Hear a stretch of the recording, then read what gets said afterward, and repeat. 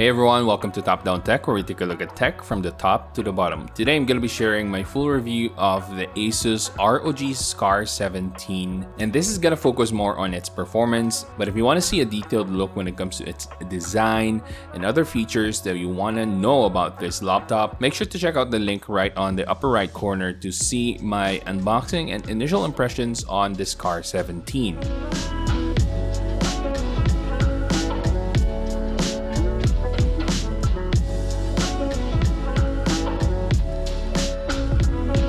Now, before we jump straight to the performance, there's just one thing that I want to address. There was a comment in my initial impressions video regarding the speakers of the Scar17. And in that video, I actually mentioned the speakers as one of the reasons that I was a little bit disappointed about the Scar17. But I was expecting a lot more power from its speakers because of how big it is as compared to regular laptops. But someone in the comment section said that I needed to try the Dolby Access to be able to use the speakers to its full potential. And so that's what I did, and I'm now super happy about the speakers of the Scar17. This has tremendous and very good sounding speakers, and I stand corrected. So here's the sound test.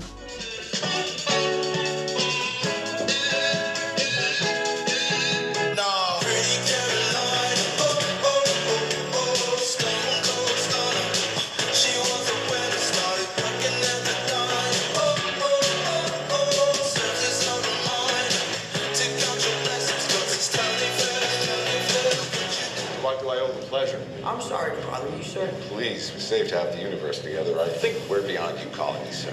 Okay, Steven. That feels weird, but I'll allow it. When Mysterio revealed my identity, my entire life got screwed up. I was wondering if maybe you could make it so that he never did. Alright, so are you guys ready for a performance talk here? Let's jump straight to it. So you can see on the display the average FPS that I got from the games that I was able to try on the Scar17. And I was able to try a few games here, namely Apex Legends, Battlefield 5, Cyberpunk 2077, Dota 2, Far Cry 5, Monster Hunter World, Red Dead Redemption 2, Shadow of the Tomb Raider, and Watch Dogs Legion. The only point of comparison that I have right now that I have readily available data is with my TUF F15, which had RTX 3070. Basing off on that, I mean, these are solid gains as compared to my TUF F15. For example, Cyberpunk 2077 had 48.9 frames per second on my TUF F15, and then on the Scar17, you get 61.6 frames per second. And then another example would be Battlefield 5, which got around 112 frames per second on my TUF F15. And then here on the Scar17, we get a 13 frames per second boost with 125 frames per second. And then on Apex Legends, I got 123 frames per second on my TUF F15. And then on the Scar17, I was able to get 156.9. Oh, and my favorite, by the way, Monster Hunter World. On the Scar17, I was able to get 100 frames per second. And then on my TUF F15, I only managed about 69.7 frames per second. This is not an apples to apples comparison. I just want to show you how much gain you would get as compared to getting something like the TUF F15, which I've been using for a while. Now, when it comes to thermals, I think it's gotta be something that's a little worrisome for most people who are not used to seeing temperatures rise up to 95 degrees Celsius. But that's what you're gonna be getting, especially if you're gonna be running this on turbo, and even with the fans turned on to its maximum, it's not gonna really help in decreasing your CPU temperature. Now, I'm not sure, and I haven't tried using the fix that I did for my G14 video, but maybe you can use the registry edit trick that I did in that video, so you guys just check that out. Maybe I'll try to link it somewhere up here. But without any tampering with the registry keys, you can expect to get about 90 to 95 degrees Celsius when you're gaming on AAA games with the highest maximum graphics, because the turbo boost will always be on for the AMD Ryzen 9 5900HX. That's just how it was programmed to run by default, and I'm pretty sure a lot of people are worried about the temperatures, but I'm also confident that this won't really bust your system. But I was surprised that the actual physical temperature that you can feel doesn't really run that hot, because I've tried laptops before like the G14 and the G15, and the keyboard area will really get hot, especially when you see the temperature rising on the CPU. So you'll feel the heat right away, even on your keyboard area, especially the QWERTY area. That's where it usually really gets hot on your gaming laptops. But on the Scar17, I was surprised that I didn't really have any issues like that. Now, aside from the CPU temperature really getting hot, I really didn't see any issues in terms of thermal throttling. The Scar17 was actually able to maintain its great performance even though the CPU was really running hot. So that's really great news for hardcore gamers who just want to keep on playing for several hours on end.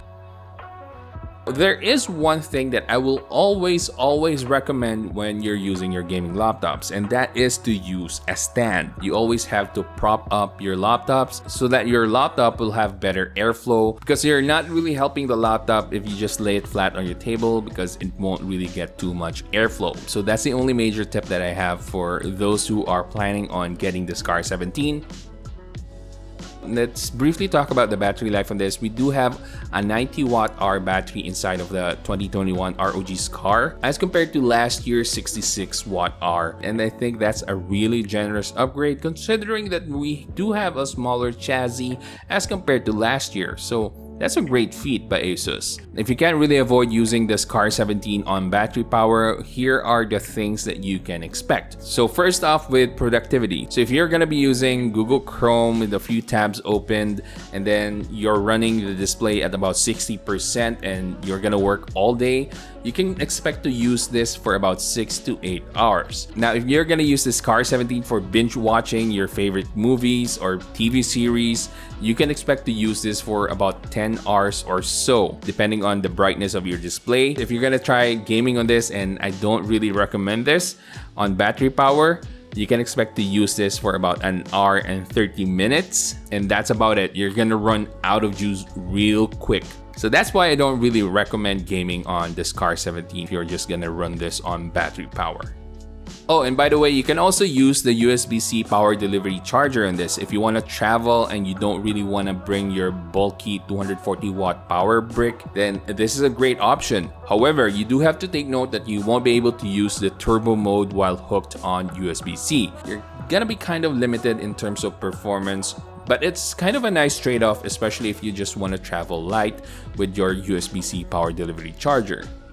As for connectivity, you're really well covered with Wi-Fi 6 and Bluetooth 5.0 on the Scar17. You also have a gigabit LAN connection if you want to use a wired connection. So I've been using this full time with Wi-Fi 6 turned on, and I've had no issues whatsoever in terms of being disconnected from my Wi-Fi connection, and that's really good.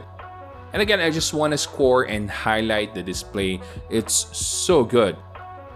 I feel like I haven't emphasized this too much in my first video, but this is something that I would highly recommend, especially if you are looking for something that has 100% sRGB with adaptive sync, and of course the 300 Hz refresh rate with 3 milliseconds of response time. It's a really great looking display, and the colors are just so vibrant and the contrast is so nice. Even though this is not an OLED display, this is something that I absolutely love, and if I had the money, I would want to keep this for myself. Anyway, that's my quick and simple take on the ASUS Scar17. This is something that I absolutely love, even with its downfalls, like the hinge closing on its own, especially if it's not properly opened. And then with the limited tilt, those are really non-issues for me personally, but if those are things that you consider as something that's of a deal breaker, then hey, okay, fine. But everything else on this Scar17 is just magnificent. I love the keyboard. I love the RGBs on this. And then I also love the display. The display is something that a lot of people will definitely fall in love, especially if you're gonna use this for watching Netflix movies on this, or even your TV series. This is something that will look gorgeous. And of course, I'm not gonna forget about the gaming capabilities of this laptop as well. This is meant and built for gaming. And even though the AMD Ryzen 9 5900HX does get a little too hot for my liking, it's something that I've gotten used to, especially when it comes to reviewing laptops that have the AMD chipsets. So it's not really something that I would really worry about. It's just how AMD Ryzen chipsets are on the laptops right now. So because the performance is great, the display is awesome, and everything else is really good with the ASUS Scar17, the only thing that you have to concern yourself about is getting that money to buy the Scar17. Again, this is going to be a very expensive purchase, so think of this as a major investment in terms of your gaming, productivity, and everything else in between. Now, if you're going to ask me if this is something that I would highly recommend to everyone, that is going to be a silly question, because this is not meant for the general public. This is meant for people who want to be on top of their game in terms of the performance. This is definitely something that you would be using, especially for professionals, or even if you're just a gaming enthusiast who just wants to have the best performance anywhere you want to go. This is something that you can bring anywhere, even though this is a little bit bigger than your typical 15-inch laptops. Anyway, if you guys want to get your own ASUS ROG Strix Scar17, I'll leave all of the links in the description box. And if you guys enjoyed this video, please give it a thumbs up, subscribe to my channel, and hit that bell button so you can watch more videos like this in the future. That's it for today, guys. Keep safe and have a great day.